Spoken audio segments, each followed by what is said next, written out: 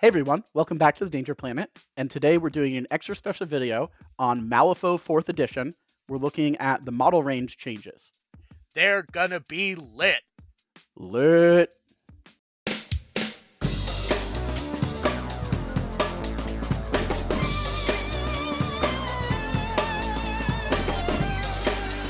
Hey everybody, Future Brandon here. Before we get started, I just wanted to take a second to say a special thanks to Wyrd.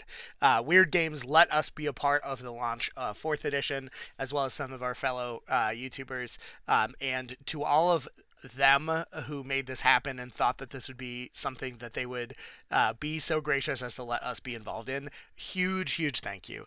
Malifaux is, for large part, my life. It's the main game that Doug plays. It's the main game, if the only game with his 2-year-old that Sam plays. And we love this game so much. The fact that we got to be involved means so incredibly much to us. So super thank you. Please support Wyrd in this time of transition. And if you listen to this video and the rest of the videos coming out this week on the release week of Malifaux, I'm sure that you are going to be as excited, if not more so, than we are with all of the amazing changes coming. So thank you so much, Wyrd, and I'll kick things over to past Brandon and past Doug to talk to you about the model range changes. You may have seen a couple days ago that Malifaux announced 4th edition. Doug, did you know this was going to happen? Yes, I did. Oh, I mean, to be fair, I guess I did too. But look, hear me out. I just want you to know, I'm still kind of in shock. I think I might kind of still expect there to not be a 4th edition and that GG5 is just going to come out and I'm going to wake up and it's all going to have been a crazy fever dream. No, that is happening. That is going to happen. It's no, just I'm sure. Malifaux 4th edition is real, though. But yeah, Malifaux 4th edition is real. So we've been working with Wyrd for a while now, trying to get you guys ready for all of the rad stuff that's coming. Rad and cool. Rad and cool indeed, Douglas. Rad and cool indeed. And as Doug said earlier, today specifically, we're going to be talking about all of the changes to the Malifaux model range. A lot of people have expressed anxiety over what has happened in the past, what has happened with other war games, what happens when a new edition launches.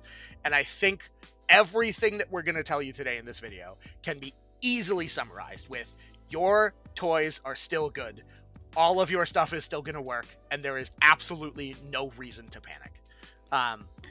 Your toys are your toys are still toyable, and they will be relevant. Very toyable. Honestly, way at a way higher rate than is probably reasonable for them to have accommodated. Yeah, quite frankly. And so, let's get into the breakdown. There's obviously we've had some information come out yesterday. If you're watching this the day it goes live, we've had the spoiler last week, but there's going to be a lot more information and changes coming out soon. So let's just get into it. Like Doug mentioned a couple minutes ago, we're talking today about the model range changes, right?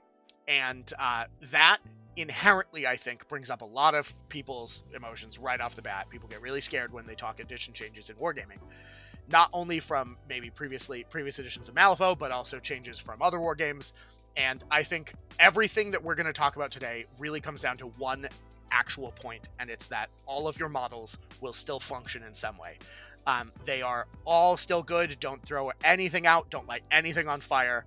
Everything's going to be fine. But we do have to talk about one bloaty boy in the room. Yeah. Which is kind of like an op-ed that I think you and I talk about a lot. I think the biggest problem here to talk about is bloat in a game system, and using a addition change to reset generalized model bloat and re-level the playing field for a lot of different models, especially across an edition which has lasted 5 years at this point for M3. 6, I think, came out in 2019. Yeah, we're into the 6th year, I guess, technically. Yeah. And, there have been a lot of model releases for sure. I think at present time, Malifaux's up to 792 models. You have to reduce that. It's too much for a new player. And it's like a common feedback I get a lot of the time, which is like, I guess that's fair. And I would love to see Wyrd address that. And they have to a degree, and I think in a really tasteful way. Yeah. And I think there's really sort of two bits of it, right? So one, there's like the competitive nature. So as somebody who plays in competitive tournaments all the time, having to play against a crew you've never played or having to play against new models that you've never seen in Malifaux usually means, in my experience, that you're Yeah, gonna you just lose. right?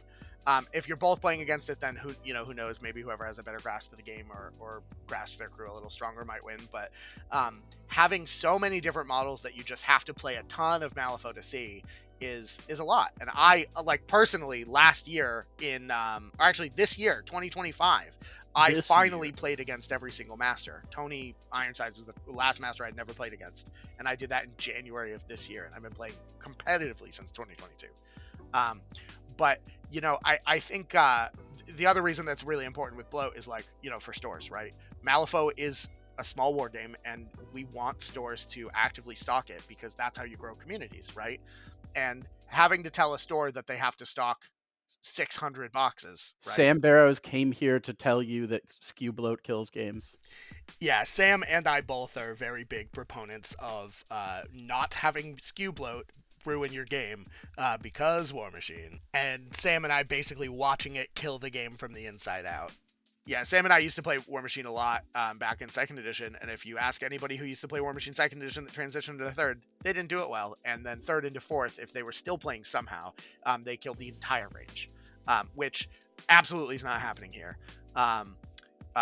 So yeah, bloat's bad, and every company has to walk this thin line between we want to eliminate bloat, and if we don't make new models on the reg, we'll go out of business. Yeah, right? You have to make product, but you also have to address bloat in a tasteful way. And I think they've done this here in a really cool way. And we'll talk a little bit about repackaging and stuff.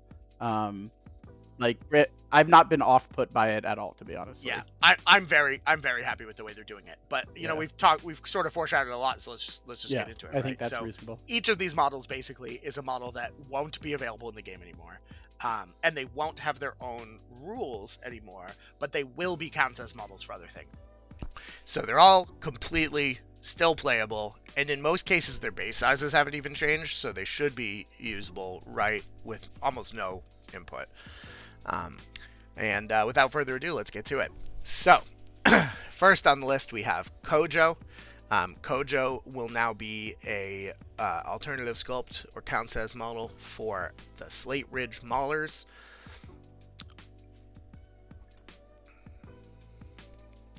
The Horcat is now going to be a counts as model for the Blessed of December, which I guess adds 3 new sculpts, even if they're kind of little tiny guys. We have the Ice Dancer, who formerly December and Performer, is turning into just a December model now, which will count as the Silent One. The mannequin models are changing a bit as well. Those guys are now going to count as Blackbirds from the Ashes of Malifaux release for Performer and Witness. The mobile toolkit is going to be usable and is repurposed as an arcane effigy, which is kind of a neat sculpt, quite frankly, and I like it a lot. That one's really cool. We have the Poison Gaiman, which is being retired from the range, and the Poison Gaiman will now all count as Wind Gaiman.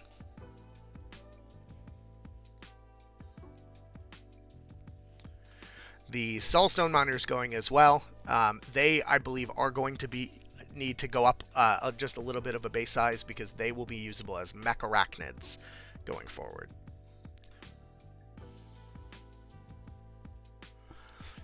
So the Union Miner and the Union Steamfitter are both being repurposed. They're going to be combined into a single stat profile in the new MNSU model, the Journeyman.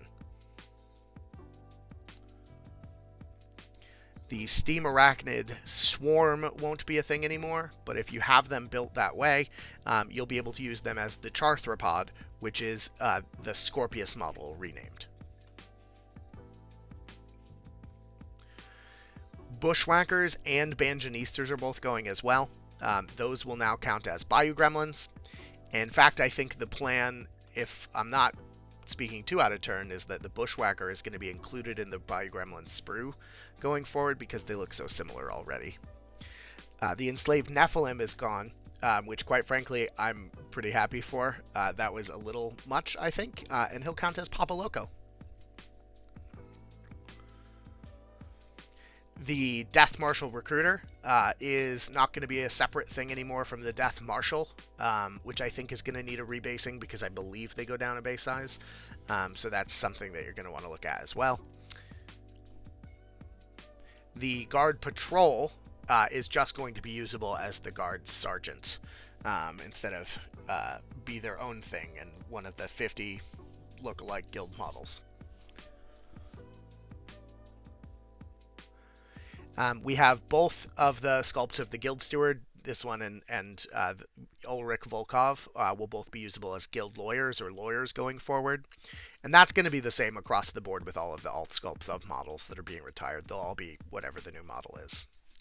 We see Pathfinders are going to be combined into the Austringer Bass model profile. So they'll be Austringers now.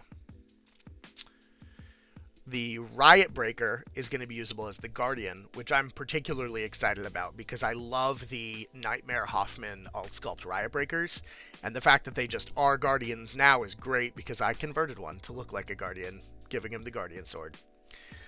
We also have the Sanctioned Spellcasters, who are literally Guild Mages, becoming Guild Mages, which is great because the Sanctioned Spellcaster sculpts are pretty cool, so I think those are going to be pretty heavily sought after. We have the Winged Plague and Malifaux Child. Special shout out to Shane. I'm so sorry your Malifaux Child has been taken, but they're both going to be usable as stolen for Hamlin. The Canine Remains is changing as well. So Canine Remains are being rolled into the Little Gassers, which are the irrelevant sort of nonsense guys from McMorning, which makes sense because that was a lot already. The Guild Autopsies are also going to be rolled into Mindless Zombies, so they are Mindless Zombies. They look like Mindless Zombies. They're going to be indistinguishable, and I think that's a great simplification for confusion purposes. The Onryo, which looks a lot like the Goryo, but a little bit smaller, those guys are going to turn into Gaki now. So they're just usable as Gaki, same base size, everything should be good there.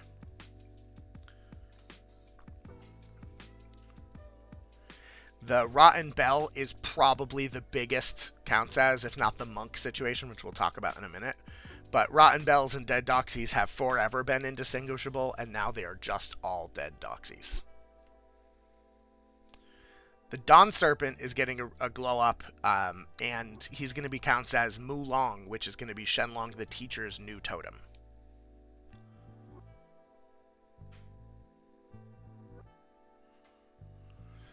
Depleted sort of had a little bit of a case with the Doxies where they were very indistinguishable if you weren't somebody who built them and really understood the difference. So the Depleted are getting rolled into the Illuminated stat profile.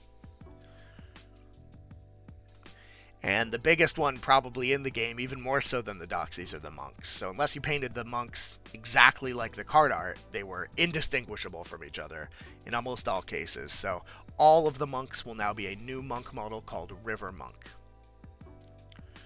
The Samurai are getting repurposed as well. I think they're getting resculpted for the other side, actually. But in Malifaux, the Samurai models will count as Thunder Archers. The Lone Swordsman also is going away. So the Lone Swordsman and his new alt, the Stabbit Rabbit, are both going to be counts as models for Koji, the Sayuri starter box leader. We also have the Woku Raider, who is going to be used as the Torakage going forward. So not going to be available for Bandit anymore, just Last Blossom, but it makes sense. They look a lot alike. Which brings us to the Dead Man's Hand model. So all of the Dead Man's Hand models are going to be counts as going forward as well, which is a huge thing, I think, fan service that Wyrd's doing. Ramos is going to be usable as Karis 1. So the 30 mil Karis, which is pretty cool. Nicodem is going to be usable as Von Stuck going forward, which is also very rad, and I like that quite a bit.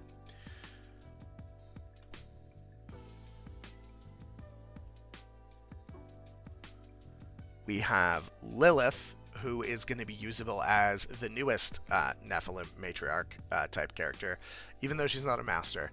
She'll be usable as Ithana.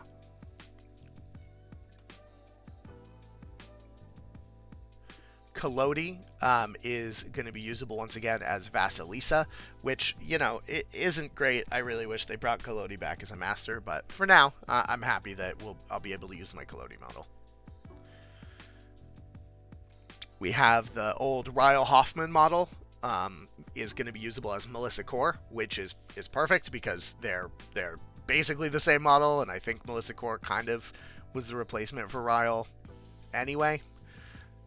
We have Ramos's old minions, not his totem, but the minions that he used to be able to summon, the electrical creations. Those are going to be usable flat out as plain old steam arachnids. The Vulture, which was Nicodem's totem, is going to be usable as bone piles. So let's hope, one, better bone pile, can I just say, not as fiddly, and two, I hope that bone piles are going to be rad in 4th ed. The Cherub, which makes total sense, literally is a Terratot, is going to be usable as a Terratot, so Lilith's totem is now a model you can include in your Nephilim crews. The Ramos totem Brass Arachnid is going to be usable also as a Steam Arachnid because he's a little tiny spider boy, so that makes sense. And then finally, the last model that we're going to talk about are the Marionettes, which just got a big glow up as Wicked Dolls because they kind of are. So now we have like 93 sculpts of Wicked Doll, and I'm very excited. I'm going to do a whole collage. So that's the list. Yeah, that's the list. So it's comprised of a lot of minions. It's comprised of almost exclusively minions, in fact. So there's a couple enforcers here and there, but mostly what we've heard is that these models are becoming impossible to repack. Some of them are definitely being removed for balance reasons and confusion, like for instance the Doxy, right? So Doxy and Bell is like a whole thing. I could write a page on how bad that was for communication and tournament play, and combining them into one very clear profile just makes a lot more sense. Yeah, I think to a degree there's some amount of like, all right, some of these have like visual confusion. Like that's the most ridiculously stark example. Those models were kind of the same thing. But to an extent, though, the monks I think also has a big deal. Like unless you really painted them exactly as card art, which so few people do. I did. Yeah, you did. That's how you tell them apart. You paint everything by card art. But how do you tell high, low, medium, extra crispy river monks from any? It's hey, listen, look, extra crispy river monks are delicious. First of all, sure, I get it. They're a delicacy, but like, am I going to be mad if an extra crispy? They're hard to catch because of their chi. When they use chi, they escape. That's hard to catch. So that it's worth noting that that's maybe a somber note, but it's a reasonable amount though. Honestly, like. For what's happening, and like Brandon and I have been involved testing it and we love it.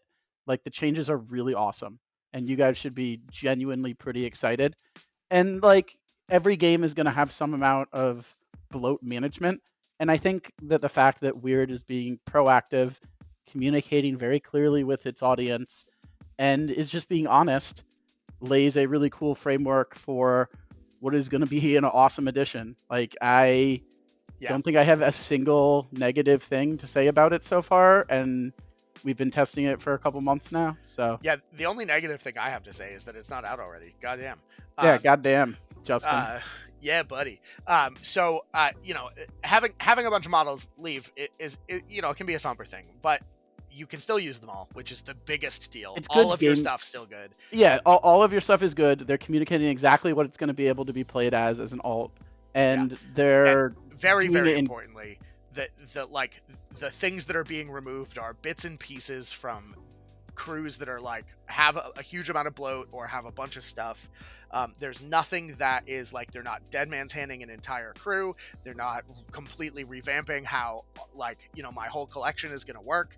And all of the crews and all of the keywords are still going to exist, right? That's the biggest deal. Yeah, totally. And managed in a way that makes sense. Like, it didn't make sense to have 5 different types of monks, especially if you want to open up some model count for other new stuff, like in monk, for example. Yeah. That was crazy. And like, you know, who can say, right? Like having the fact that they squish things down means that they can release new stuff, you know? But I think one of the big questions in terms of like where the model range is going that everybody is super curious about, and that you know, every time a new edition discussion gets up is like, are there going to be new models? Yes. Are they going to be in new boxes? Yes.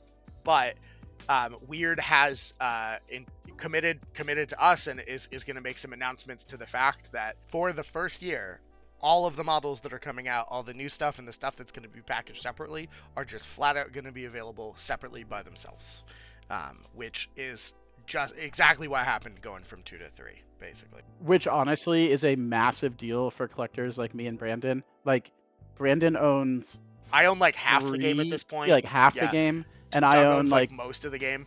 Yeah, so, and it's like painted. So I don't want to buy boxes of product and then just get like new stat cards in one model and be left with like a bunch of models I can't use.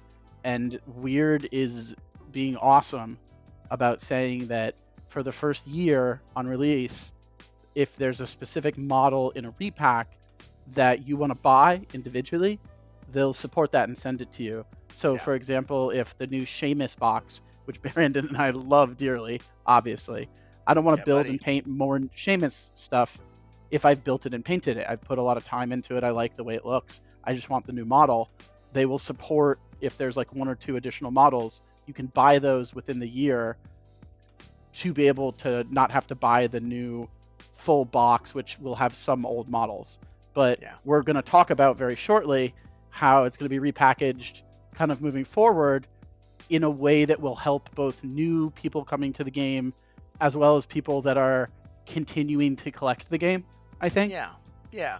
And I think both are super important, right? Like, you have to take care of the people playing currently, but also it's a war game, right? It has to evolve, and we have to get new people in, and making that experience not miserable for the game stores that are selling it and for the players who want to buy it is really important. I guess speaking of repacks and stuff, that's a super important topic. Let's cover that now. But before we do, we kind of tiptoed around it. You know, we haven't mentioned Dead Man's Hand at all, because nothing's really getting Dead Man's Handed per se, because it's all count as. There is one model that's leaving the range, although you'll be able to use it as the new master. Probably a few people will be sad to see go for different reasons, I guess. Yeah, but I think, you know, it's 2025. It's probably time. Yeah, background on this one's a little mess, but sorry, go ahead. I'm getting in front of my skis. I was going to let you say it. Well, I was going to let you say it. Okay, well, Levy's dead. He's gone. He's going away forever. He's never coming back. And Rusty Alice is going to be the new leader, the new master of the Amalgam keyword. So that's pretty hype, I think.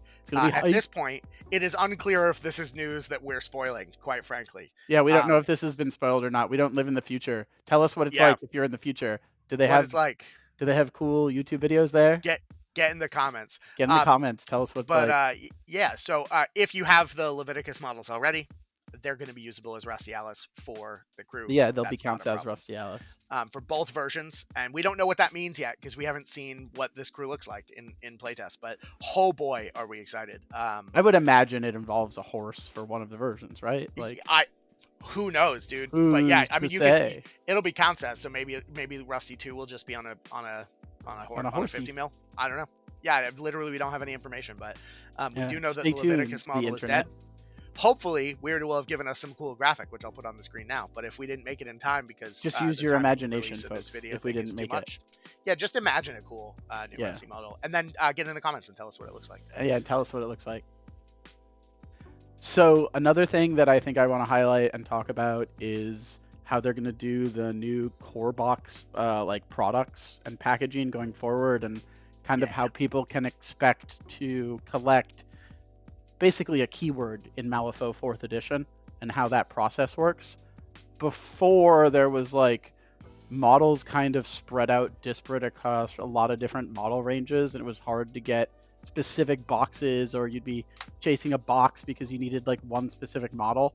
Wyrd has done a really good job of consolidating that issue and kind of addressing it and saying, listen, if you want to select, like, for example, you want to play like keyword Witch Hunter. like Witch Hunter, for example, you buy this box and this box. The first one comes with the first version of Sonya and XYZ models. The second one comes with the second version of Sonya and ABC model sets. And when you combine those two model sets, it gives you all of what we're giving you as the Witch Hunters currently. But yeah, so even more so, Wyrd's given us a box to show you, right? So show him the big new box, Brandon. Is Sonya. In this version, it's Sonya Creed Unmasked. Who can say what that means? But it's Sonya nonetheless. With the Witchling, with the Witchling Stalkers, we have Sammy Hops and the new Purifying Flame. Shoulder pads, McGee. Shoulder pads, McGee. Yeah, Sammy Hops. That's what I said. Yeah, and shoulder pads, McGee. The rest of the Sonya stuff, which we have in like the Sonya 2 box, which is too new for them to even have art of, is Sonya 2, whatever Sonya 2's new totem is going to be. The Thalarian Quellers, the Witchling Handlers, and the Witchling Thralls. So yeah, we're looking at like basically every keyword being more or less 2 boxes, right? It does seem like some of the bigger keywords or some of the like more nebulous stuff will be in its own box, and there's like all kinds of reasons why that might be, just from physical size constraints to other things. But being able to, as a new player, be like, I want these 2 boxes because I want Witch Hunter. That's it. Let's go. It gives you Witch Hunter. Yeah, it's really nice. Is super cool. And also, I just want to highlight really quickly, because this is so substantial for me, and I bet for a lot of players that listen to us, like they will let you buy separately the models that are new release models if you don't want to buy these repacks. Yeah, literally. They're gonna do it. I'm gonna put in myself personally a massive order for these repacks, because like I don't want to buy core boxes on sculpts I have built and painted and like, but I really want to get the new models. So they'll be supporting that for a full year. So and we don't know to what extent. I imagine it's going to be available for new sculpts as well as new into like whole new models, because there are some keywords that will be getting like just completely brand new models. But all of that information, unfortunately, you're going to have to wait. Yeah, we'll be talking about that at a later date. But we just wanted to acknowledge that that's like a big thing, I think, for a lot of people, myself included. So yeah, and I think the core box repack is going to be super rad. Yeah, and it's going to make it really accessible for players that are continuing to collect Malifaux and players that are getting into the game, which is what you want to see, because we all want to see Malifaux grow. It means that we can get more games. It means that more people watch the coverage. It means that more people play in these big events. It means that it's at more game stores. Like, everybody wins when this type of stuff is done really well. And Brandon and I have been in the game, the biz, both for large portions of our adult lives at this point in various ways. And I think we both agree that accessibility into a game system, especially when a company is launching a new product, is really important to do well. And I think really we both kind of agree that like they've done it really well here, and we're excited about how they're doing it going forward. And like, there's a little bit of an adjustment period with some stuff, but it's done, I think, in a really tasteful way here, and in a way that is pretty respectful to players that are also like old time players, and have been around since like M1, and then played through M2 and now M3. But like, I think we both like feel the same way, Brandon, right? Like, we're both super excited for this. We've been in playtesting for a while. We have almost nothing but positive things to say. Sometimes Brandon swamboozles me with like a move I didn't see coming, and that's like more of a negative thing, but that's about Brandon personally as a person. That's why I hate Brandon, not Malifaux 4th edition, So. Yeah, I mean, quite frankly, no, it's Doug all the time, but yeah. And there's so much more information coming. Everything, I'm so excited to talk about so many things. It's dizzying. Yeah, you'll see a video coming up from a bunch of our friends on YouTube. We're not going to spoil too much, but stay tuned across the various YouTube world out there. And over the next couple days, you'll see a bunch of videos. We ourselves have another video, and this one is a little bit more granular. It's going to be featuring the big core gameplay loop changes and mechanical changes as to how 3rd edition has changed into 4th edition. And we're going to kind of highlight that in a granular manner and it's going to be awesome. And it's going to be a bit more technical, I think, than this video, but I think both videos are really important because they affect players and collectors and kind of the lifeline of what makes IRL Malifaux, right? So yeah, for sure. Yeah, stay tuned to Wyrd, stay tuned to the 4th landing page, which, you maybe have found this video from, or if not, just check out Wyrd's website. That's super, super clutch. That's where all of the information and all of the videos that are really coming out to explain the foundational new stuff with Malifaux 4th edition. And all the new stuff. Yeah, and keep an eye on the Danger Planet. Really importantly, if you're watching this as it launches or within that time frame, the Easter sale's coming up, and if you want to support what we do, we have an affiliate link with Wyrd that you can check out, which will be linked below in our Discord. And check it out. Get the deets, get the new stuff. They got some cool models coming. Yo. Even in the interim of an edition change, and can't wait to play some 4E games with the community soon. Also, if you are in the future, can you tell us what it's like there? Yeah. Is it different? Yeah, if you tell us what it's like in the future, we'll say goodbye, the internet. Yeah, goodbye, the internet. Hey everyone, thanks for stopping by the planet.